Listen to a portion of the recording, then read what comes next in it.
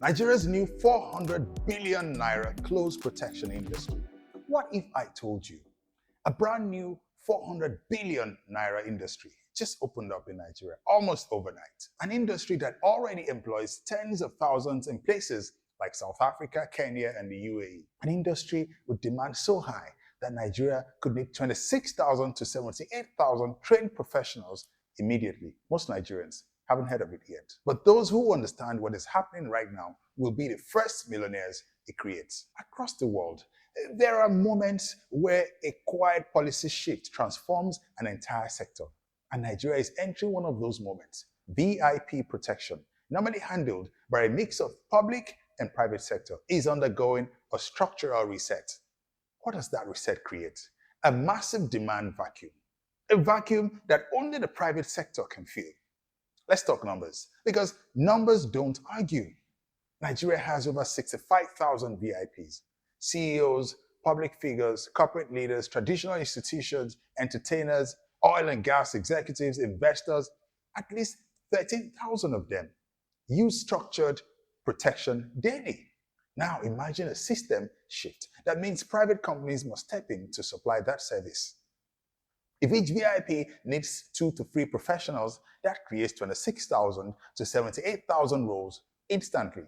This is exactly how South Africa, the UAE, and Kenya built multi-billion rand and multi-billion dirham protection sectors. Nigeria's private security industry is already worth 900 billion to 1.2 trillion each year. Close protection alone sits at 90 to 160 billion today. But with this new shift, the close protection segment could rise to 250 to 400 billion in the next 3 years. That's one of the fastest expansions in any Nigerian service sector right now. And the smartest entrepreneurs are already positioning themselves. The funniest part, Nigeria doesn't need to create a workforce for this industry. It already exists. Every year, Nigeria produces 7,000 to 10,000 ex-servicemen trained, disciplined, skilled in convoy movement, CQB, technical awareness, protective driving, and high-pressure decision-making. These individuals are the backbone of every world-class protection industry. And the demand for them is about to skyrocket. Here's where most people get it wrong. You don't enter this industry casually. Nigeria has serious requirements, and those requirements act as a natural barrier to weak competitors. To start a protection company, you must register with a CAC with a minimum 10,000 naira share capital. Your board must include credible directors, usually including a retired military or high-ranking police officer.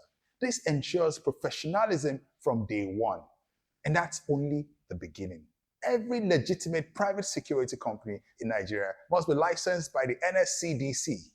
This process includes director background checks, personal history statement forms, uniform and training plans approvals, tax clearance, and it also includes bank statements, proof of operational readiness, application and licensing fees around 3.3 million naira.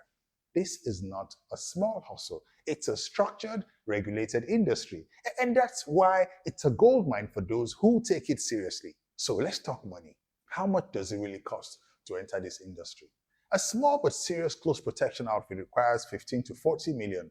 And that covers your, licensing, office setup, communication equipment, uniforms and trainings, payroll for initial staff, a basic response vehicle, small car.